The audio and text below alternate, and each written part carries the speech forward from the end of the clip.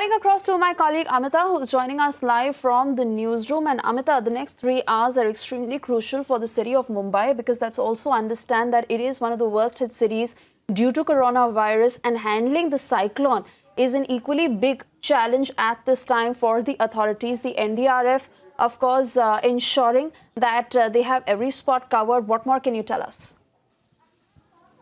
Well, of course, it's just coming days after when the devastation that had occurred in the Bay of Bengal owing to Cyclone Amphan, and in West Bengal and Orissa, we saw the kind of damage that was incurred. But this is here in the Arabian Sea side, where such frequency of cyclones is something that is not witnessed as much. But if you look at the tracker right now, and this is where it is now the eye of the storm, and you can see very close, as we are already getting information that in Ratnagiri, Mumbai, Palghar, Valsad, Surat, Bhavnagar. These are the areas where already heavy rainfall has started.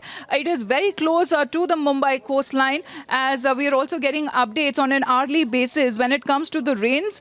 And this is the eye of the storm, around 65 kilometers, that is now decreasing. That only means that it's going to intensify further. The storm, which is around 110 kilometers away from Alibag and around 150 kilometers away from the Mumbai city as well. Now we're looking at many of those adjoining areas that have been receiving continuous rainfall. It has been the same kind of impact even in Goa, in Panjim, where we are looking at precautionary measures that have also been put in place. The wind speed also going up. As you can see, the color coding has been done according to green, purple and pink and maroon, as can be understood from 22 to 33 to 37 to 58, and that's been just going up to the further kilometers per hour, as we are expecting high gust winds also to be witnessed in these areas especially. So you can see through color coding, and this is changing drastically. So Isha,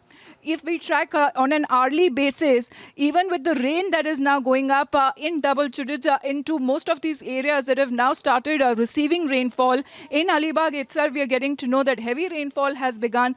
There has been a change in the weather conditions. Electricity supply has been cut off. And in Mumbai itself, we're getting to know that Section 144 has been imposed. The coastline, the western coast of Maharashtra and also of Gujarat, it has been cleared of people and fishermen. They have been advised not to venture out into the sea. Precautionary measures that have been taken. NDRF teams too that have been deployed. So this is when we expect between 1 to 4 p.m. Suesha that the cyclone will be making its landfall. It is now turned into a severe cyclonic storm.